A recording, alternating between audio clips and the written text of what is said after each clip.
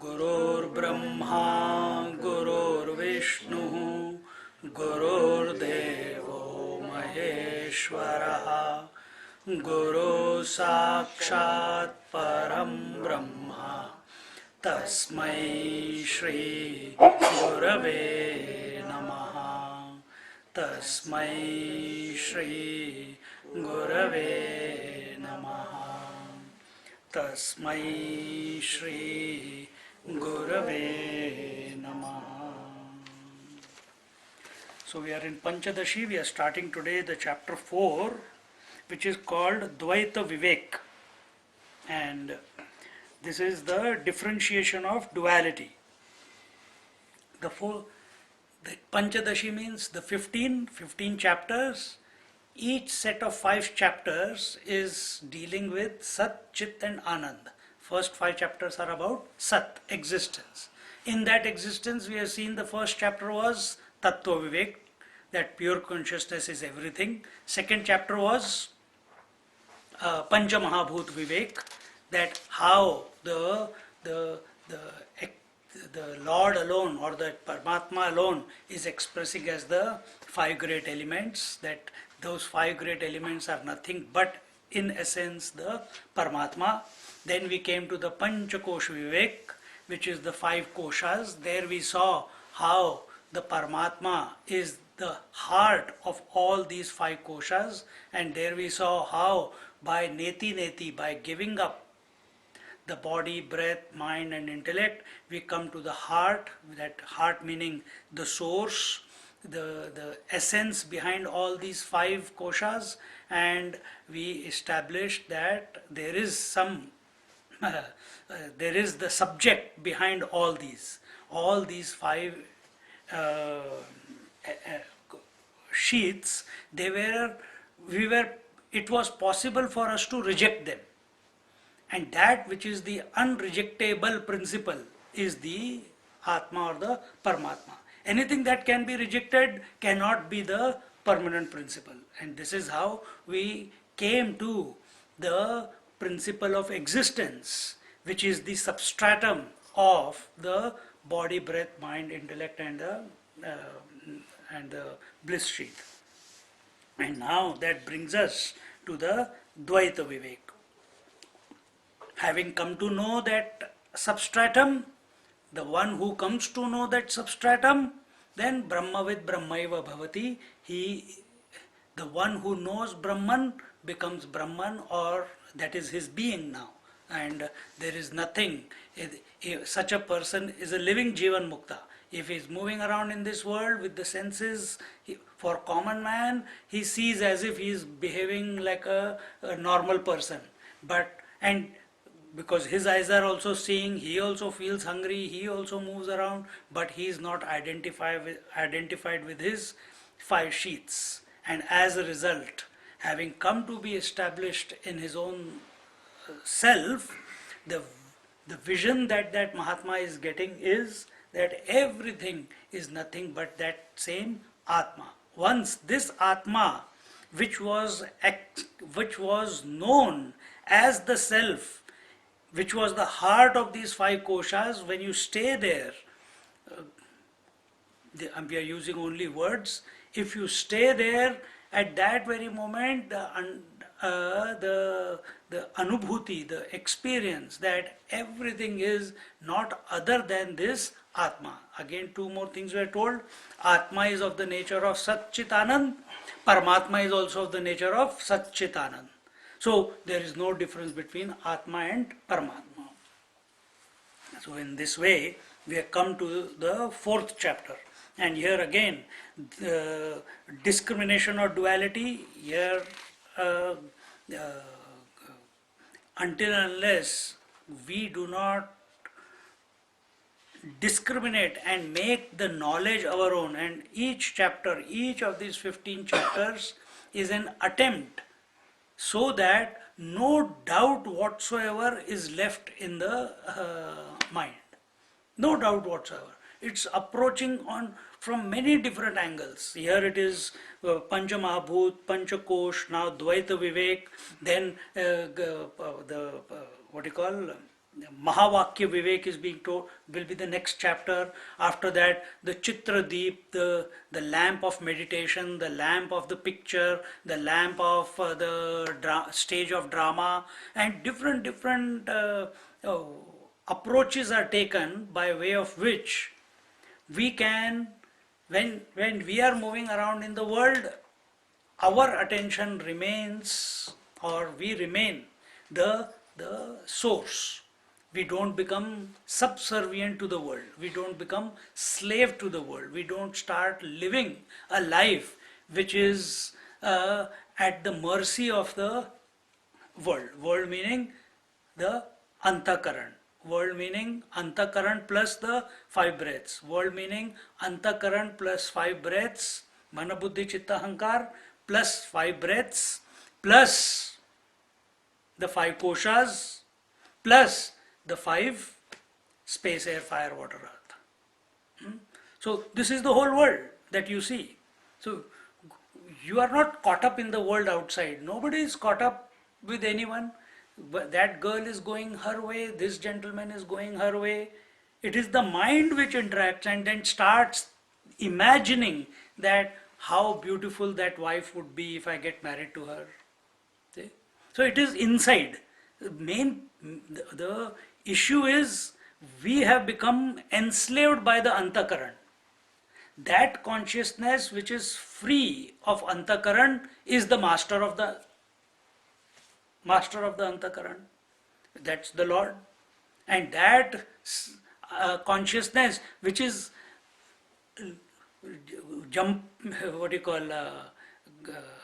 trapped, has got identified with the mind body, sorry, not mind body, mind, intellect, memory, and ego, and thinks that it is that is the individuality.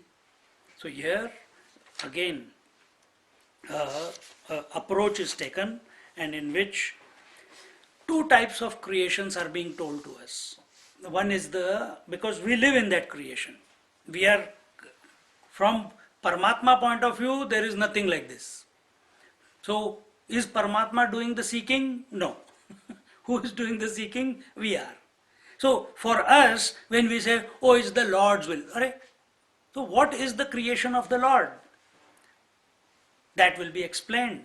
That has to be understood. And what is the creation of the Jiva? That has to be understood. So that approach is going to be taken because we are living in this world. So here he says, again another point Swamiji has mentioned in his commentary, and that is, what is the difference between thinking and worrying? Vikar and vichar. Vikar is that thought which becomes the womb of many more thoughts, is worrying.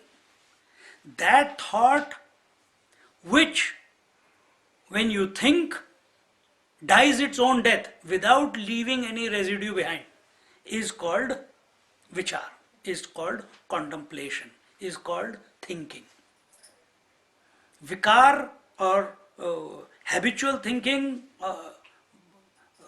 or that thought which leads to many more thoughts, eventually ends up as worrying. Anger, jealousy, greed, all this. Such a person is never able to sit quiet. Always wants to do something. Every now and then outbursts, anger, चिड़चिड़ापन को क्या बोलते हैं? Irritated all the time. And they are all seekers. So if you have taken the name of the Lord and done japa, and after japa you come out and start barking on everyone, then you have not done contemplation. You have not done the japa properly. Why? It should have quietened you down. It should have mellowed you down. But the moment that finishes, you come out and start scolding everyone.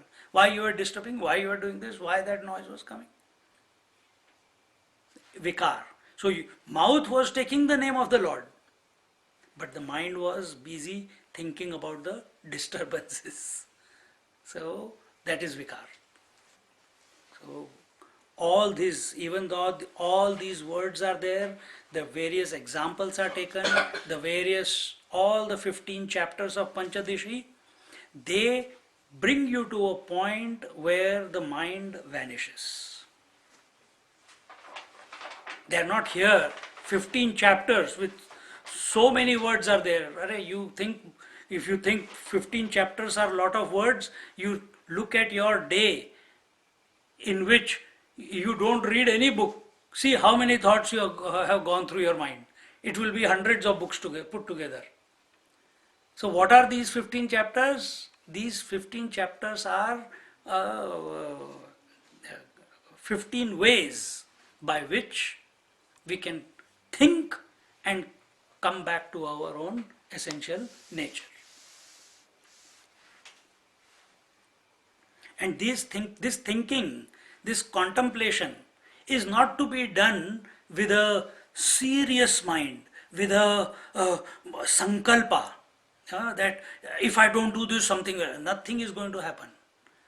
Contemplation should be done in a happy mood, in a cool mind, not otherwise.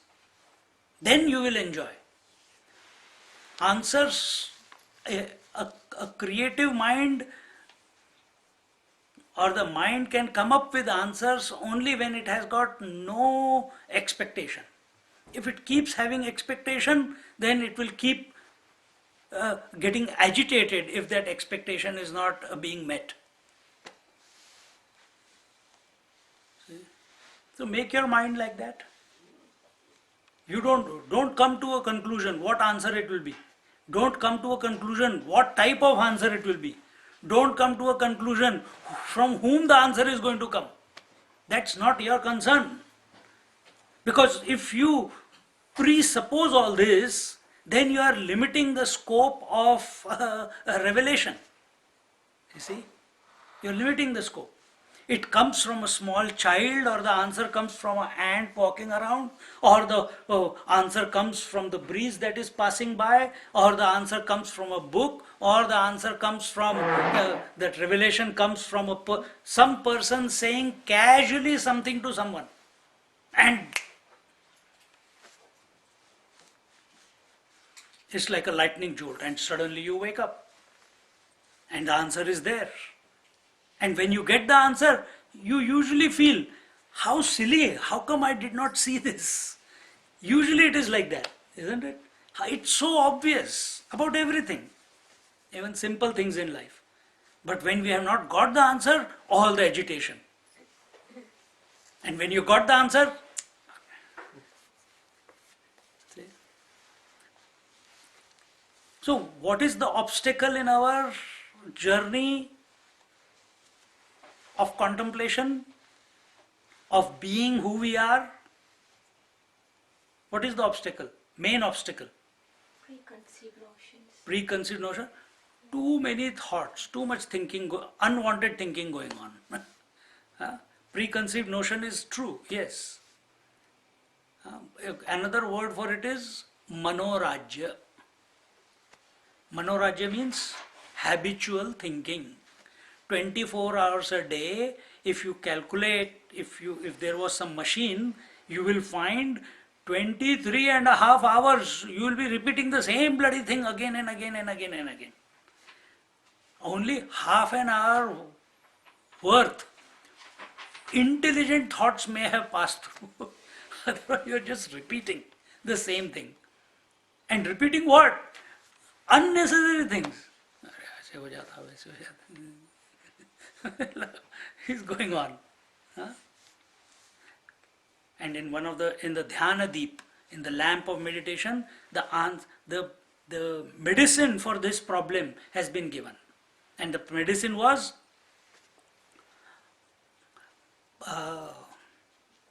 Pranavam dirgha uccharyam manorajyam viliyate. Pranavam is Om. Dirgha uccharyam is loud chanting of Om, concentrating not on O, concentrating on as far as you can stretch it. Manorajyam viliyate. This habitual habit of the mind to keep thinking of something or the other, it will get arrested. But you have to practice. It will not happen otherwise. You may have all the concepts. You got the right answer for everything. You know the before the teacher speaks or before the book is telling you something. You know what the next verse is going to be, how the thought is developing. But if the mind has not been arrested or has been weaned off this habitual thinking disease, no lasting abidance can come about. Understand this. No lasting abidance. To have a direct experience, Manorajya has to go. Because if Manorajya is most of the time, majority of the time, say all of the time, Manorajya is about the world or imaginary things in the mind, isn't it? Building castles in the air, remembering same thing again and again from the past. Nothing constructive is coming out of it. If that Manorajya can be Manorajya about the self, if the habitual thinking is about the self, try. Immediately everything will get arrested. And therefore, Pranavam dirgha uccharyam manorajya viliyate. So, with this background,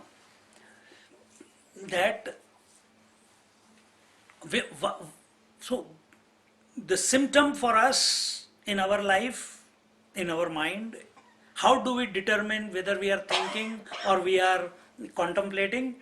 If thought is leading to many thoughts, understand you are worrying. If thinking is leading to lesser thinking or zero thought, to silence, understand you are contemplating. That is the pramana. With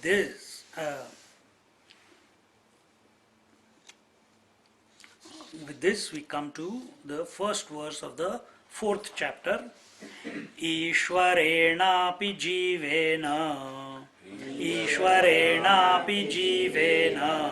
srushtam dvaitam vivicyate viveke sati jivena heyo bandha sfuti bhavet.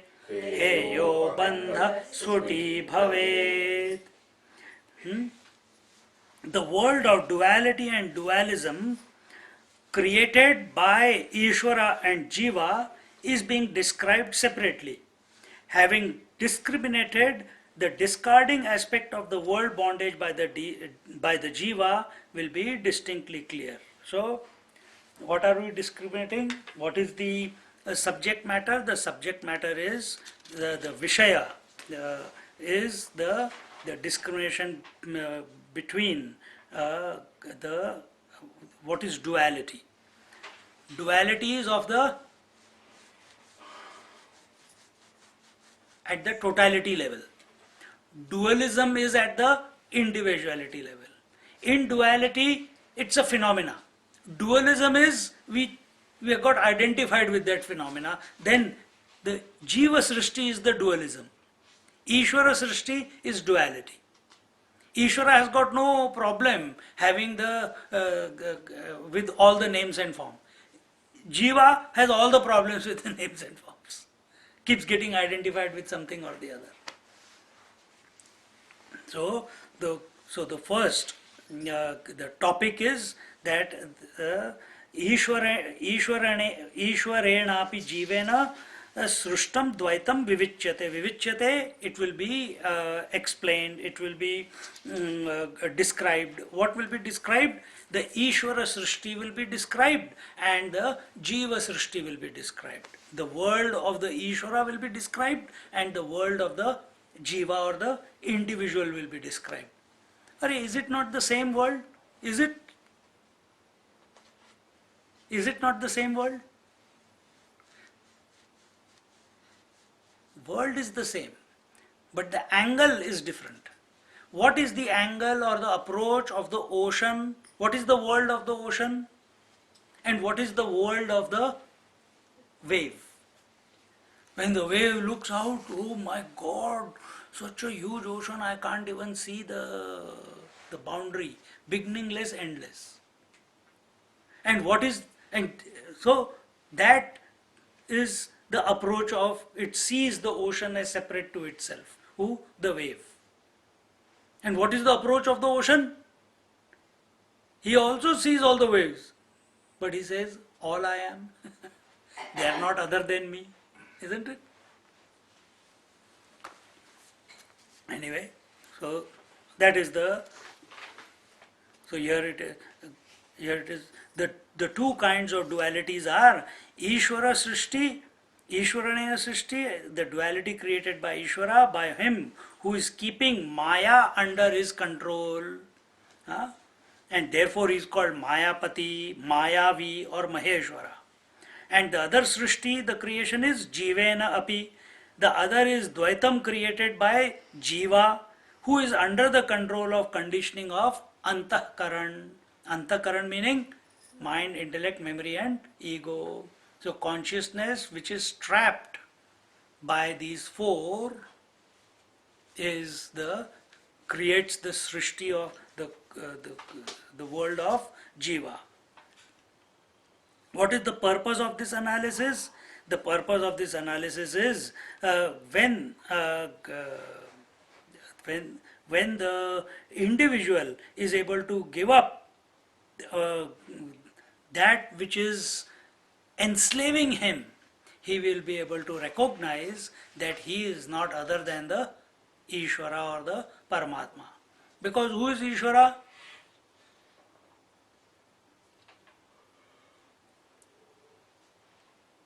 Who is Ishvara? Ishvara is he who knows that he is Paramatma.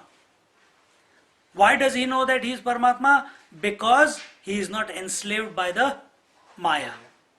That is why he knows. So Ishvara is that who knows he is Paramatma and yet out of his own independent free will, if he has one, God, we can only speak that way.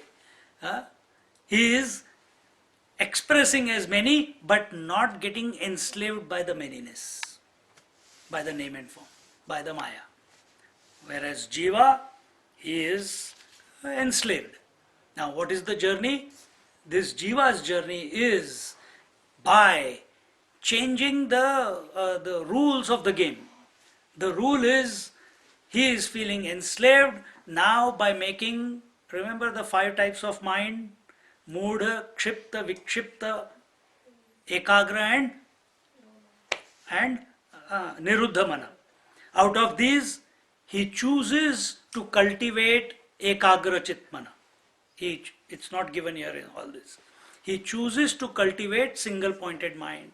And by making the mind single pointed, he learns. He does not give up all this. He makes the mind single pointed on the source. And as a result, he is able to transcend the mana, buddhi, chitta and ahankar. By thinking about mana, buddhi, chitta, ahankar, he will never be able to control mana, buddhi, chitta, ahankar. Remember this thing very clearly. It is not possible. You have to think of something which is subtler, which is finer, which is diviner, which is transcendental. And it is not an object. Why? Why it is not an object of cognition for the jiva? Because it is him himself. Jiva is consciousness. He is consciously thinking. He has to explore that consciousness. And in that exploration, this impact or this magnetism of the mana buddhi chitta ahankar, which is keeping this consciousness trapped in it, it will start weakening. By this jiva thinking about mind, intellect, memory, and ego, the what do you call, the attraction will not diminish. The only antidote for this is to shift using mana buddhi chitta ahankar. You shift the attention to the Paramatma, to the source. And really speaking, how long do you keep using the mana buddhi chitta ahankar to think of the source? As long as you feel that you have to put efforts. The day you recognize that it was a foolish, what am I trying to do? By utilizing these four instruments of knowledge, I am trying to think that which cannot be thought. The day this clicks, that very moment, not the day, that very moment, everything will be over. You have become the master of the antakaran. You have become the master of the world. That very moment. Intellectual appreciation is something different. Direct experience is something different. And this click can only come about when a certain critical amount of contemplation, right now we feel we have to do efforts for everything, isn't it? So a critical amount of effort has to be put so that this click can take place. You cannot make this click happen. It has to happen of its own accord. And it will only happen when as an individual you can never determine what is the level to which you have to go, then the click will happen. You can never work it out because you're still caught up in the efforts. So in this way, once this clear vision is gained, then it would be clear that this Ishvara Tattva pervading the entire manifested world is none other than the I. The vision will be that of Bhagavan Krishna, that everything, every experience is strung on me like rows of gems on a string. Mai sarvamidam protam sutre maniganaiva. This is the 7th chapter now. In Ganeshwari we are going to start. In the beginning of the 7th chapter itself, this verse comes, that this whole universe is strung like the beads on me. And here he is comparing himself to be the thread. And the material out of which the thread is made, and the material out of which the beads are made, is one and the same. These are just, if you take just this example, that Lord says the whole world is strung in me like the money, and I am the sutra. And once you start thinking sutra, like if you are wearing a mala, the chain is made out of gold, and the monies, the what do you call it? Beads. The beads, they are also made out of gold. Now you start thinking, don't leave that example.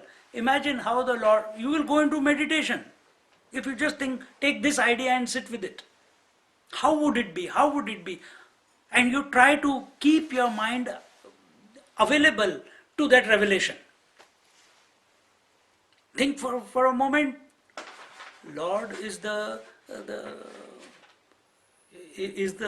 thread and Lord is the bead. Don't come to any conclusion. If you come to any conclusion, you have lost it.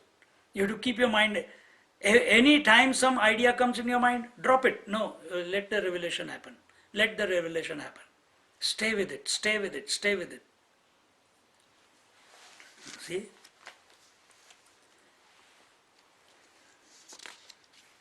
And thus a person comes to experience the joy of or the bliss of meditation as a result of this contemplation.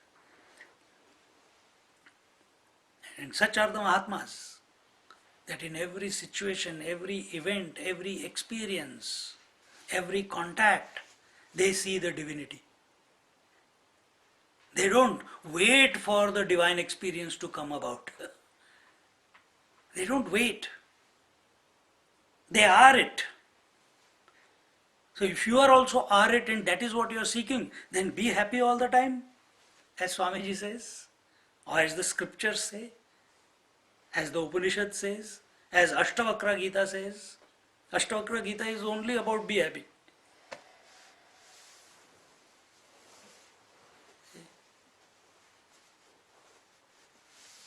This is the reason. Now we are taking 12th and 13th, we are taking the Yoga Vasishtha. This is the reason. This didn't click with Ramchandra ji when he was 16, 17 years old, went into depression, became sad. Because he understood everything, but no direct experience of it. No direct experience of it. What was happening? What was happening? Instead of contemplation, the words or the thinking was, he was objectifying the whole thing, and therefore he went into a stateless state of numbness. He has not experienced himself. He has the answers for everything, but he has lost the purpose of.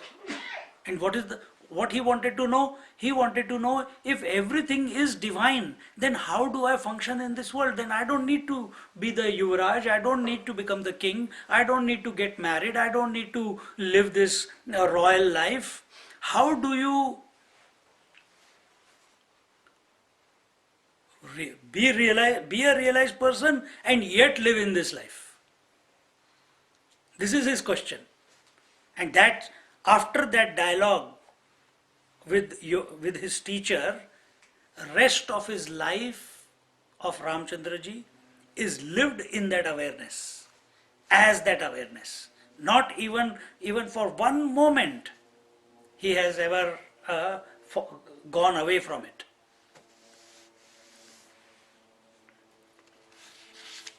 And in this way, the world will sit lightly on one's shoulder. Such an individual will attain a high degree of detachment. He will be neither overjoyed nor depressed. He neither creates tension nor is he tense. He is free from fear and anxiety and obsessions. And this way, this discrimination has to be on the basis of the authority of the scriptures. See, many people come and they say, Swamiji, why can't we think, why do we have to think only according to the scriptures? Each one has his own reality, it based upon his experience or her experience. A lot of people say that.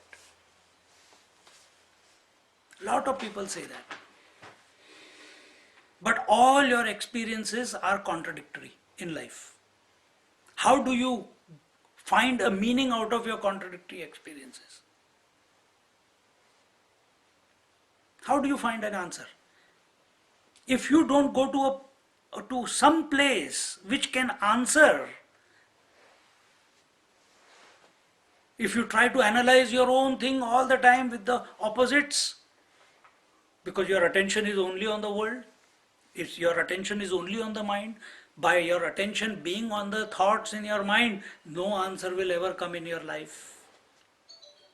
So how do you categorize your thoughts? How do you put them into different files? How do you give them a direction? How do you give them direction? Who tells you that? If everyone starts thinking, I'll do it my way, then he'll come to an imaginary conclusion in his or her life, that I think I have reached it. We see the example of Ravana, we see the example of Hiranyakashipu, self-proclaimed God. This is what the result is. They have studied the scriptures, yet they move in that direction. See? So the only way to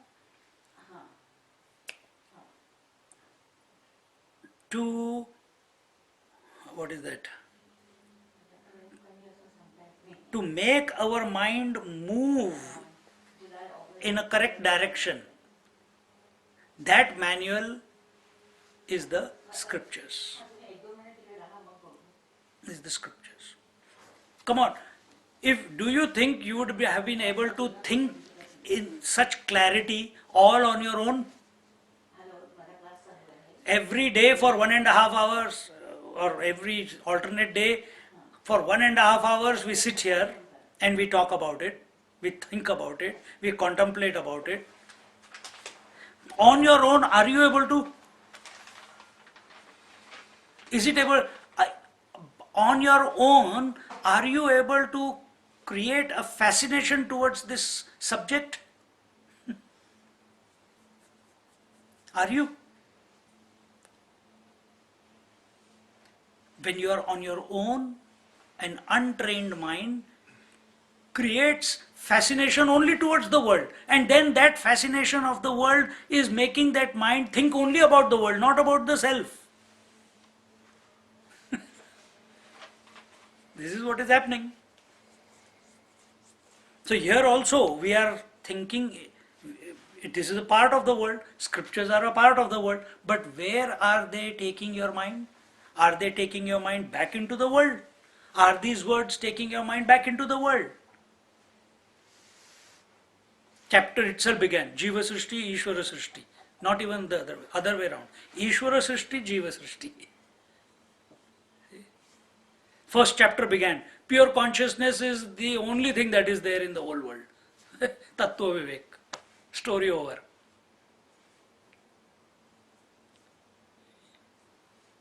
The moment you wake up in the morning, does your mind start thinking like this? Or start thinking, "Arey yaar, nobody brought coffee? Or it's so cold. Who put the heater off? Huh? Or hungry? Or rushing to work because you are running late?" See? Just like everything has a manual nowadays, scriptures are our manual for life. Merely chanting is not enough. You have to understand, you have to apply those, you have to make your life to reflect the principles, the conclusions that the scriptures are coming to. Not the other way around.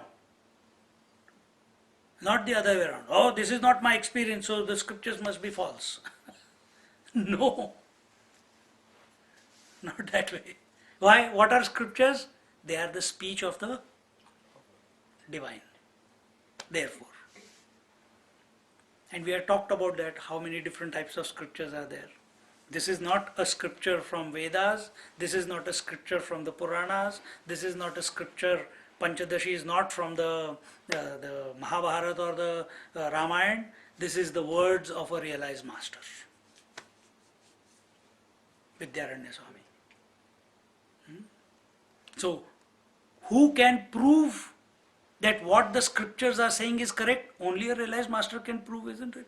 And they have declared again and again. Shankaracharya has done that, Ramanujacharya has said that, Madhvacharya has said that. Every master who comes, they always say that what the scriptures are telling is true, because that is our direct experience.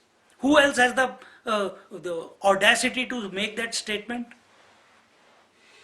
Who else has that capacity or that strength to say that what the scriptures are saying is true? So if in our life we have come across so many masters, if they are saying live a life led by the scriptures. Now scriptures doesn't mean everything that you can think of. In that, then Manu will come, then eat with right hand, not with left hand, and don't sleep in the day, only at night. All that is not a part of script. They are low, aparavidya. We are talking about paravidya. So aparavidya should be followed so that your wisdom gets invoked. Paravidya is the wisdom, the transcendental knowledge.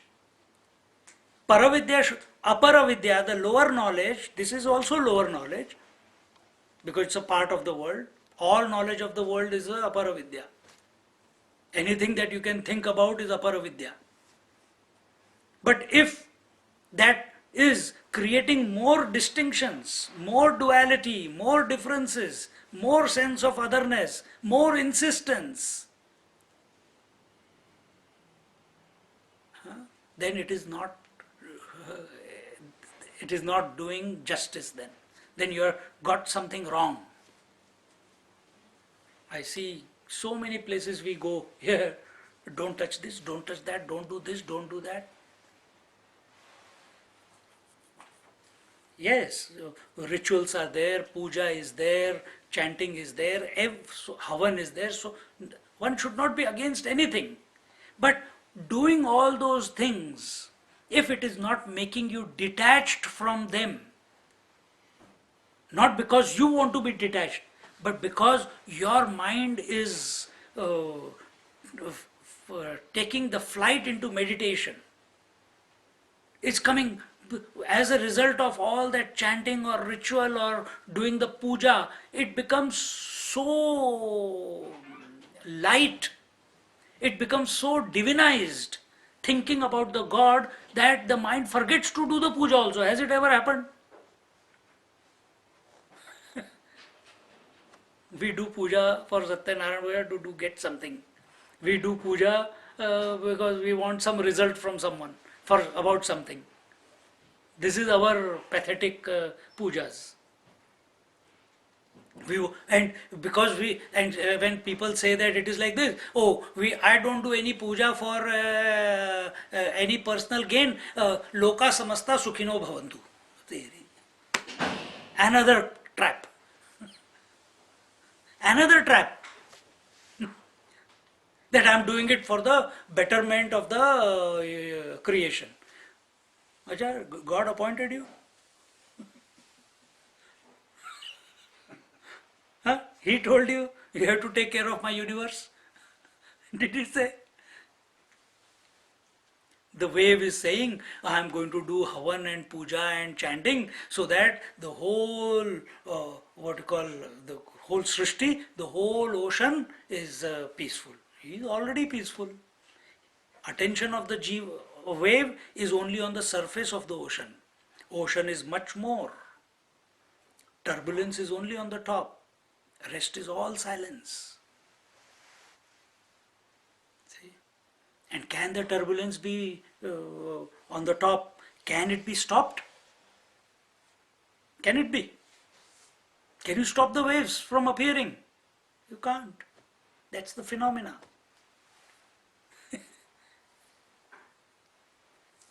You have to, the approach has to be correct. And that approach is being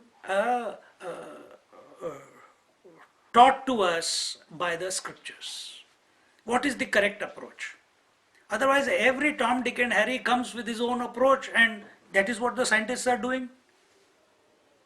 What was yesterday's truth has become obsolete today. What is today's truth will become obsolete tomorrow, isn't it? So where is that? All the pharmaceutical companies coming with, no, this is it. And then after 10, 15 years, they discover it is not it. Aspirin is the answer. Today, aspirin is not the answer. This medicine is the answer. It is not the answer.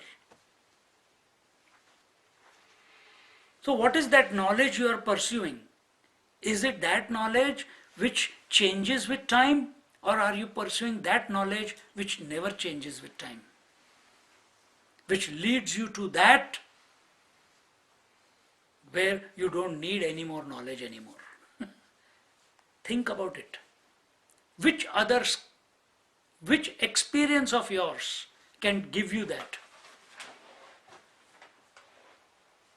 Which interaction in the world can bring that about?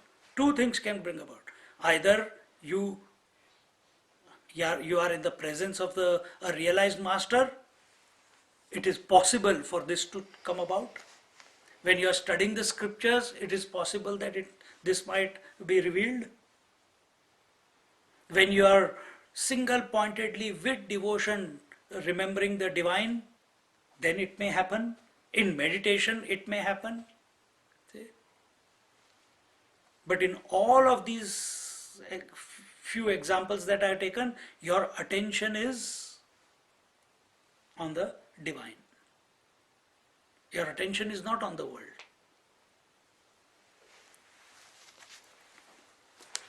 So now, here, in the next few shlokas, the author quotes the scriptures in support of Ishvara Srishti. So first they are talking about Ishvara Srishti, and then they will talk about Jiva Srishti. Before we go into Ishvara Srishti, understand, from Ishvara's point of view, there is no Srishti. What is Ishvara's point of view? If he has a point of view. Same as a self. I alone am. I alone am. Good. I alone am. Why is that? And that is a thought-free experience. And why is that? Because Ishvara does not have a mind. Remember this always. And yet he supports all the minds. Remember this also. Without him, no mind can express. See? So, Is Jiva an extension of Ishvara or Maya? it's an unholy mixture of both.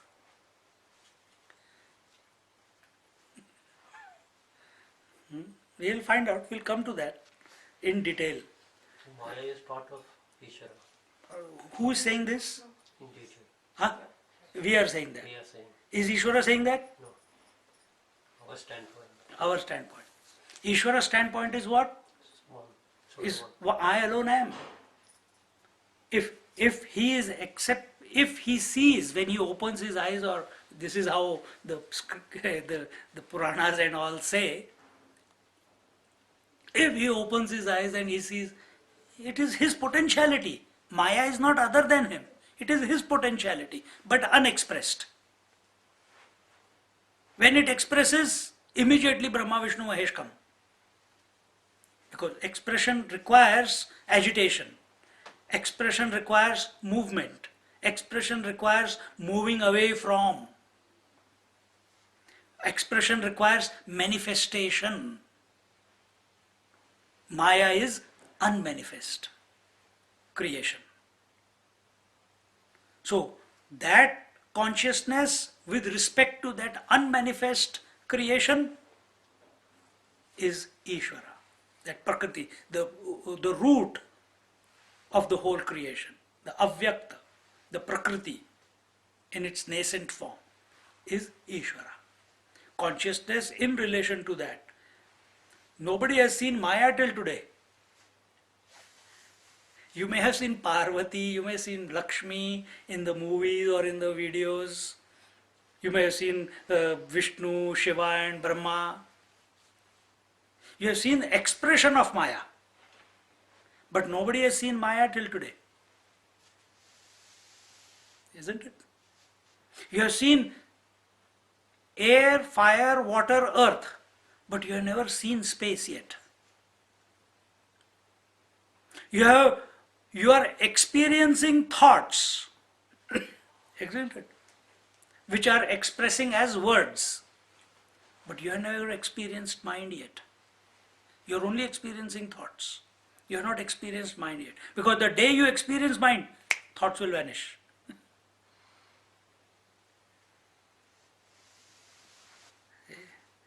You have to think differently. And this is what scriptures prompt us to take a different view, a different approach. And these 15 chapters are different approaches. So, Mayam tu prakritim vidyat. Mayam tu prakritim vidyat. Mayinam tu maheshwaram. Mayinam tu maheshwaram. Samayi srujati tyahu. Samayi srujati tyahu. Shvetashvatarasha khinaha. Shvetashvatarasha khinaha. The Maya is the material cause of the world, indeed, and the wielder of Maya is called Maheshwara. This Ishvara creates the world, is the declaration of the followers of Shvetashvatara branch of Krishna Yajurveda. So,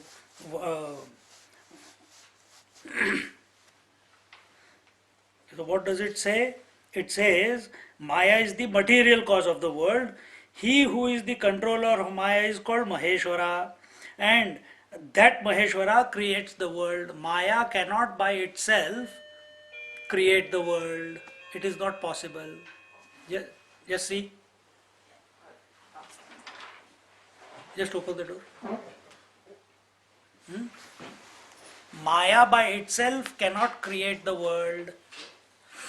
She needs the support. 2 by 11.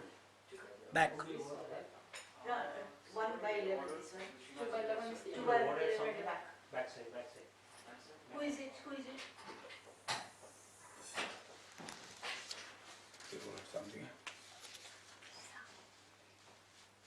Is it Indian fellow or Westerner?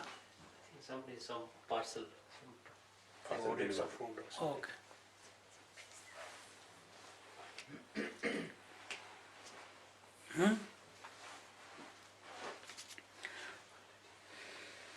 So Maya cannot create the creation or become the creation without the help of Ishvara. She needs her help. For her to express as many, because what is the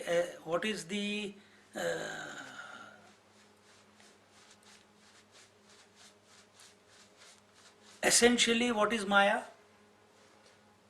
It is inert. It is inert. Because without the conscious principle, it has got no value. Without the conscious principle, Maya is not Maya anymore. See? And therefore, without a Shaktiman, Shakti has got no meaning. Isn't it? Shakti cannot exist by herself. Shaktiman has to be there.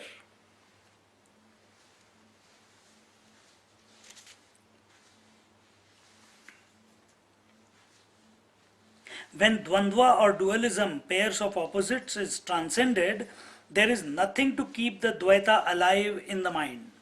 The knower-known merger or Advaita Siddhi takes place.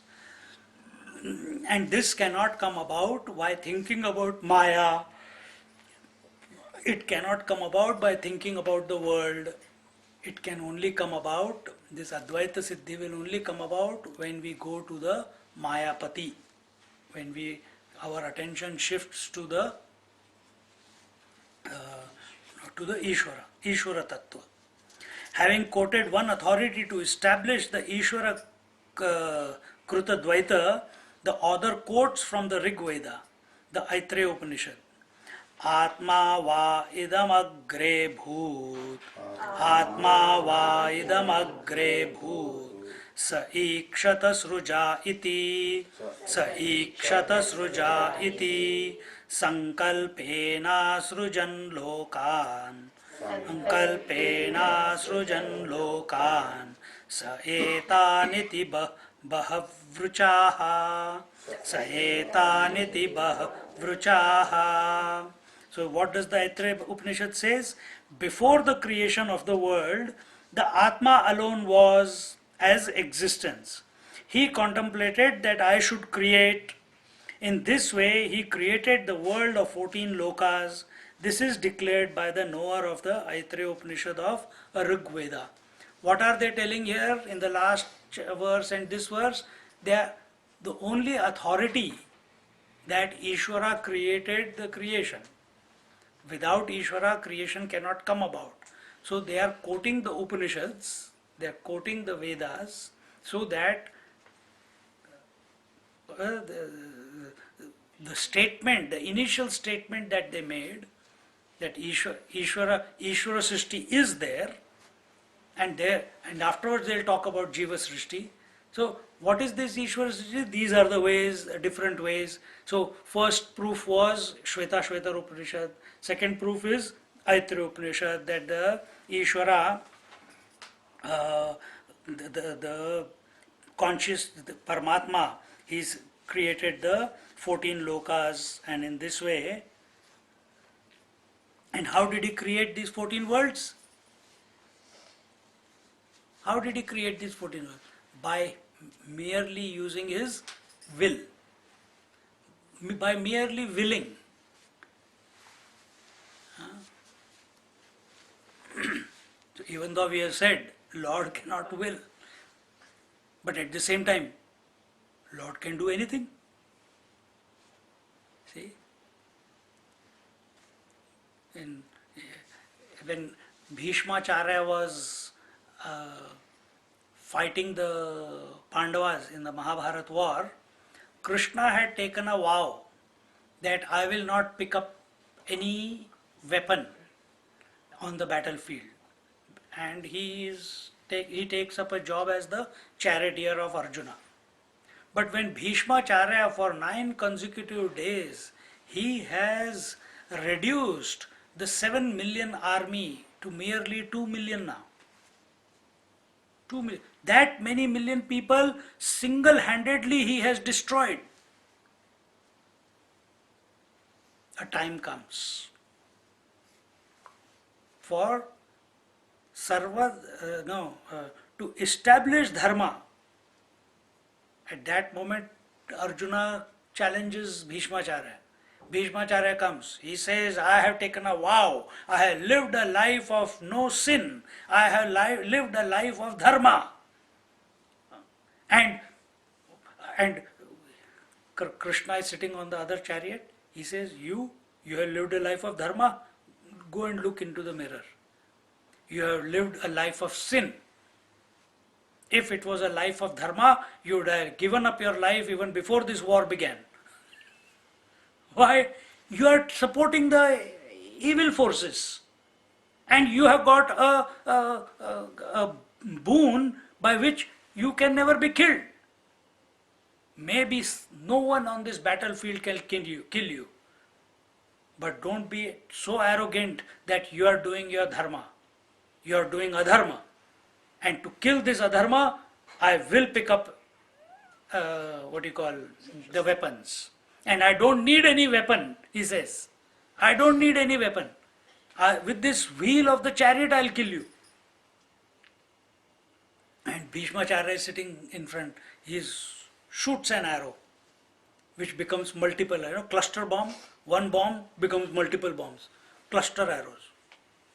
All of them stop 1 feet from Krishna. They are not able to hit him. Bhishmacharya, what happened here? What is this?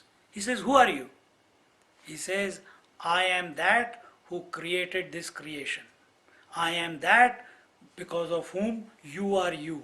I am that who created you. I am that who will take your life. And he says few things. Suddenly, it clicks to the Bhishmacharya. From that moment, he is ready to die. Because what was his before? Effort. What was the effort? I have to protect the throne. I am a dharmic fellow. And it was about all I.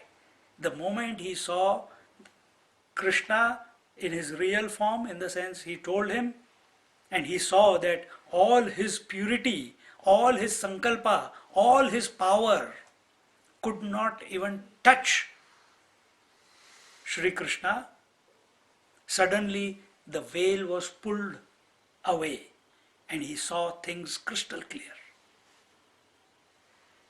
See? And that's when he surrenders. And next day, that evening, he tells Draupadi that if you bring Shikhandini, I will not pick up the weapon. And therefore, he is on the 10th day, he is on the floor, on the bed of arrows. But all that was not because he told Draupadi the way to kill him. But it was this is what has happened the day before. See?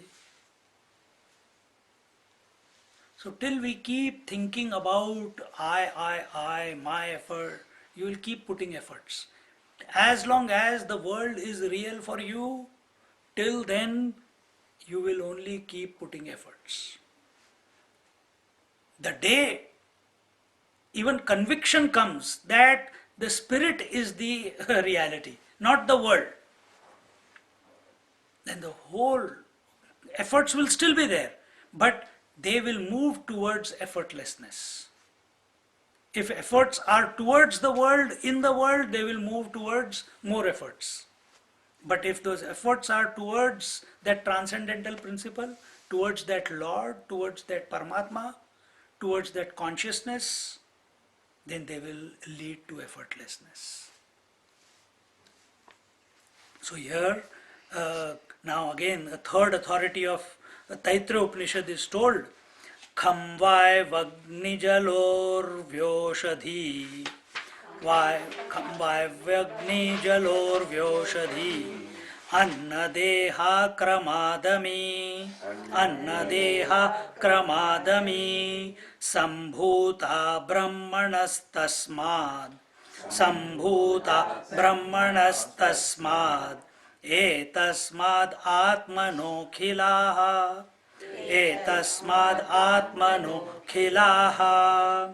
From this Atma, which is the nature of Brahman, all these space, air, fire, water, earth, plant, foods, bodies, etc. are born in the same order. Continuing, Bahusyam hame vatah, Prajayeti kamatah, tapastaptva srujat sarvam, jagadityahatitirihi. I alone should become many. Bahusyam aham eveti satapotapyata satapastruptva. The Taittiriya Upanishad goes. So how did he create the creation? Out of his tapasya. So he says, I alone should become many, therefore I should be born. Desiring this, he performed tapas. Having performed the tapas, the total world was created. This is how the knower of Taittiriya branch of Yajurveda declares. See, individual is also doing tapas.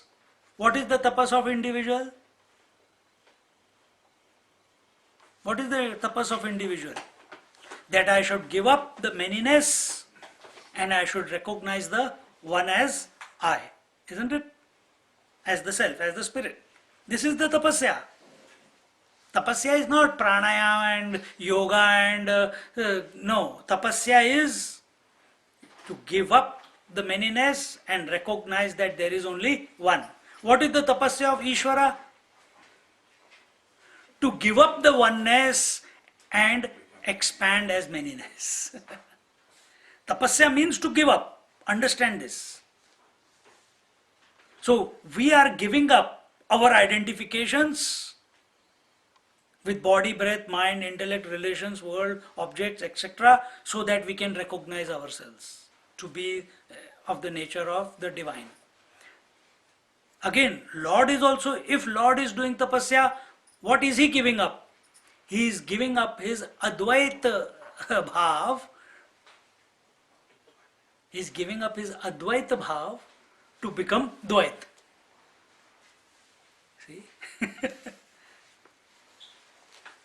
But in that process, he has not lost himself. He has not lost himself. He still knows who he is. But from that one, there is only one without a second. But how did that one without a second become many that we see? That is Satapastapva, that Lord, this is the process. He became the space, from the space came the air, then came the fire, then came the water, earth, from the earth the plants came, then the food came, then the bodies came, etc., etc., etc. This is how the journey of manifestation. How beautiful it is, isn't it? So tapasya is to give up. To give up. Both are giving up. So here the Upanishad is saying the Lord has also given up. What? He has given up his status of one without a second and become many. Jiva is giving up his status of manyness and wanting to become one. That is his tapasya.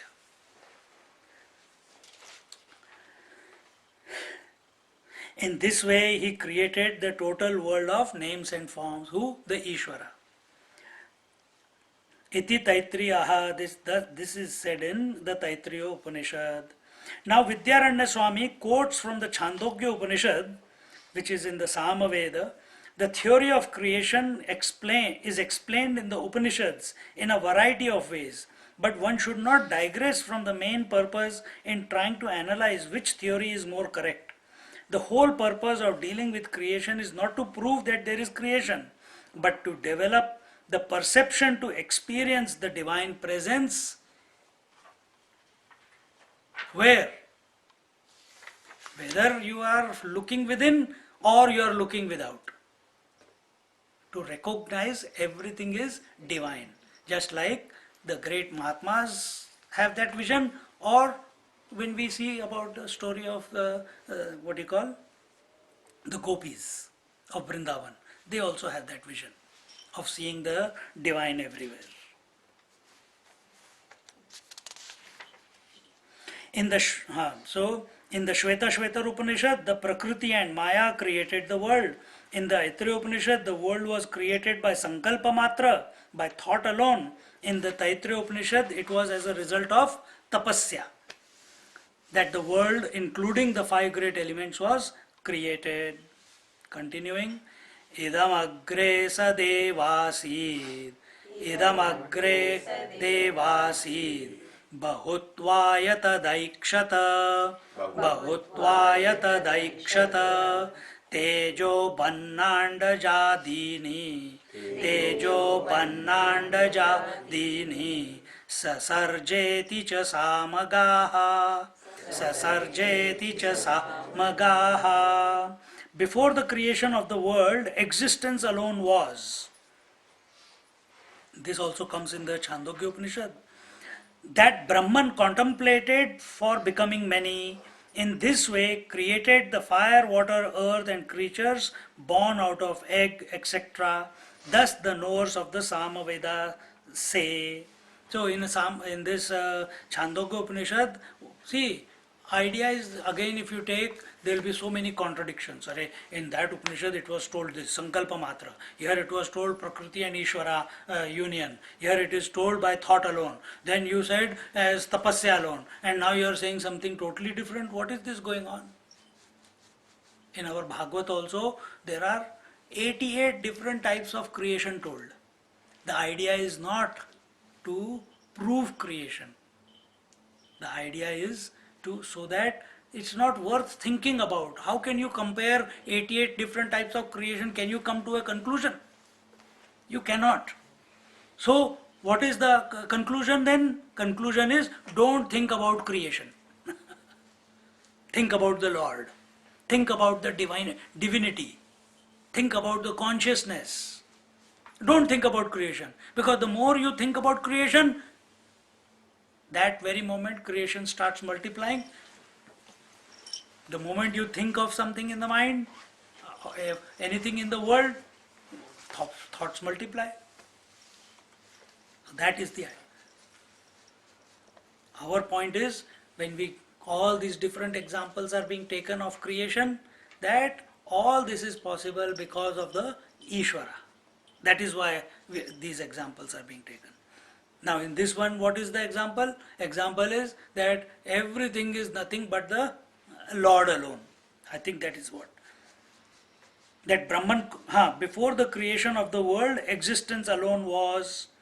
That Brahman contemplated for becoming many. In this way he created, and in this way come to a conclusion that everything, just like every ornament, is made of nothing but the gold. Gold alone is expressing as all the ornaments. Water alone is expressing as all the waves. Mud alone is expressing as all the pots. Ishvara alone is expressing as the total creation. Come to this conclusion. Where is our attention? Is it on the Ishvara?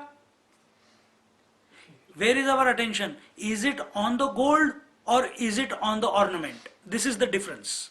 If it is on the gold, you are in the Ishvara Srishti. If it is on the ornament, you are in the Jiva Srishti. If your attention is on the water, you are in the Ishvara Srishti. If your attention is on the wave, you are in the Jiva Srishti. If your attention is on this body alone I am, Jiva Srishti. If attention is on the Divine Spirit, Ishvara Srishti. And that choice, every moment is being presented to us. Where do you choose to keep your mind? Do you keep it on the ornament or do you keep it on the formless gold? Do you keep on the body or do you keep it on the formless spirit? This choice we have. If you keep it on the formless spirit, then you are thinking. If you keep it on the body, then you are worrying. Then vikar. When your attention is on some form is not permanent. Form is continuously changing. It's modifying. So automatically your thoughts will also modify. The spirit is never modifying. So if you put your attention on that formless spirit, then there is no more modification. Your mind also settles down. Initially it seems that it is not settling, but if enough attention is put on that formless spirit, on that divine principle, which is not other than the conscious self, it will settle down. Have faith, trust that scriptures cannot be telling untrue. The Mahatmas who have realized themselves, they cannot be telling untrue. So our experience and our take on the world and our take of the scriptures is more intelligent than all the Mahatmas and the scriptures put together. See, this is where we go wrong. Our conclusions of interacting in life, it should not be on individual basis. You must always look at the principles. You have no question about why fire burns, so you accept the fire and you behave appropriately with it. You don't have any questions about why I am always stuck to the ground because of gravity. It's a universal principle, isn't it? You got no doubt about it. Why? Everyone is stuck to the ground because of gravity, isn't it? Universal principle. So make your journey also on this universal way. Everyone has a mind. Now the principle is, if you think of form, it will lead to modification of thoughts. It's a principle. You experiment it on your own and then apply it. You see, everywhere it's the same thing happening. So we are not telling only you are like that. No, that's the general principle. Scriptures don't talk about you versus him. No, they talk about principles. This is how the antakaran functions, this is how the body functions, this is how the mind functions, this is how the waker functions, this is how the dreamer functions. Not your only general principle. Which is accepted. Which is what? Which is accepted. You take that and analyze in your life. You take that and analyze and come to the same conclusion. Because if you are a sincere seeker and you take that information and analyze yourself, you will come to the same conclusion as the scriptures. So somebody has already thought for you. So this is a Mahatma's, ramblings, his contemplation. And it reflects everything that is given in the scriptures. Sage Vashishta told this Yoga Vashishta to Ram. It is not part of the Upanishads, but all those 32,000 verses, they reflect what is given in the scriptures. It is a realized master's explanation. See? So our conclusion must be whichever way you want to go, but it must come to the same conclusion as the scriptures. Then we are going in the right direction. Then our mind will settle down. But no, I will think my way. You keep thinking what is already happening. More thoughts are coming in your mind. I'll think it my way. I'll do this, I'll do that, I'll work it out this way. Already you are multiplying the number of thoughts. That is not the purpose. That is, nothing is created out of non-existence, and that which is existence need not be created. This means that the world is existence, and other than existence, nothing else is. So, what is the name and form? It is existing in its own absence, isn't it? It's mithya matra. Name and form is existing in its own absence. Then what is existing continuously? It is the existence itself, that is the Paramatma itself. Watch, and this you can experience with yourself. You have never changed, body has changed, thoughts have changed, breath has changed, the outside world is changing, but you are continuously the same one. Find out who is this fellow. Find out, or be that fellow. Stop getting affected by all the changing things, by the changing forms, by the changing thoughts. Anything that is changing, don't allow it to affect you. The more we keep practicing this, the more we will come to abide within ourselves. Therefore, the first step, do not disturb the world, do not get disturbed by the world. Start from there. Very, very important. Don't get disturbed by anyone's thought, word and deed. Do not disturb anyone by your thought, word and deed. One of the most fundamental practice that must be a part of our daily life, every moment of our existence. Everything will start falling in place after that.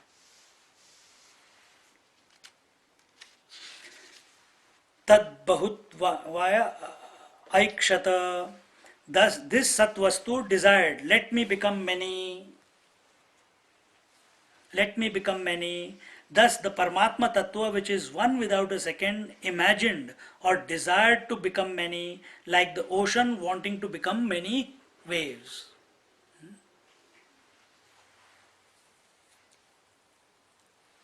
Whenever you are happy, you want to share that happiness. Nobody wants to, if you enjoy a beautiful, wonderful movie, you want to share the information with others.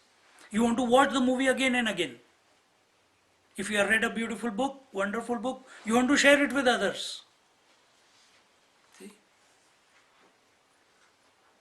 So similarly, even though Paramatma does not desire, but all potentiality is there within him. Desiring and not desiring is also within him only, isn't it? So, Important point is as if he desired and became many.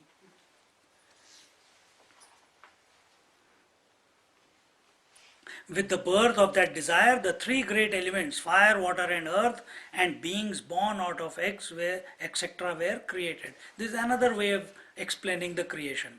Each one of these three, four, is different. Already four ways of creation is being told. Idea is not don't get lost into creation. Idea is it cannot be worked out. Good luck to all the scientists. And thus the Samaveda, Chandogya Upanishad says. Now the Atharvana Veda, Munduka Upanishad is taken.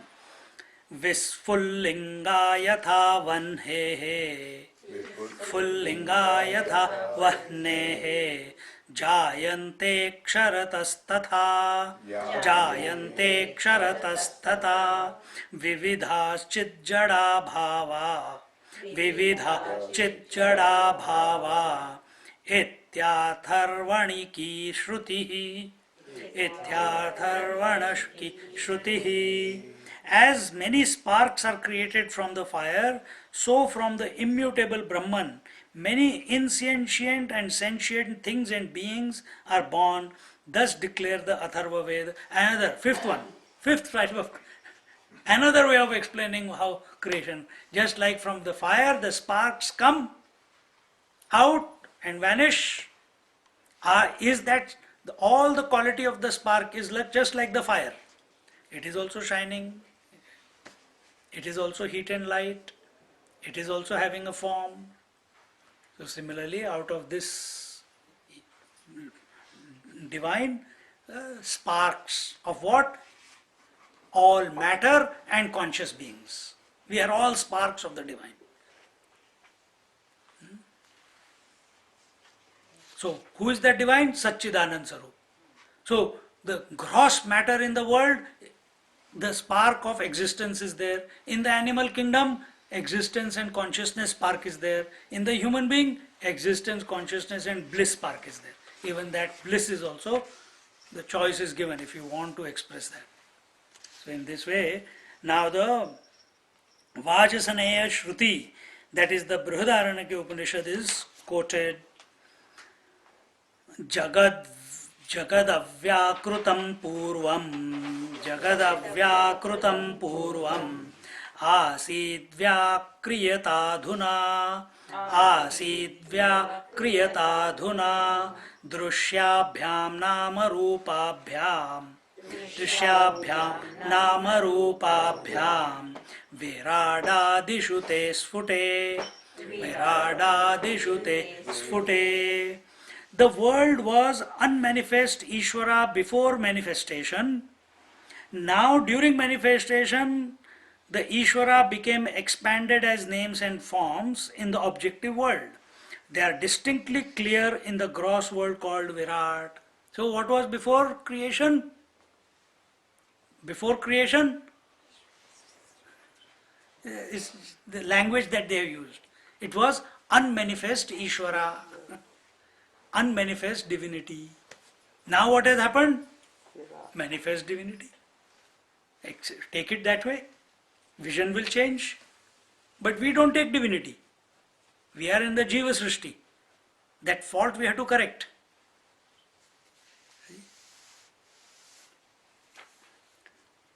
The Virat identified with the total gross world includes Manu, human beings, cows, donkeys, horses, goats, sheep, and up to ants in the form of pairs, like a Dvandva. This is accepted by the followers of Vajasaneya branch of Veda, that is the Brihadaranyaka Upanishad. And in this way, here the word used is, where is it?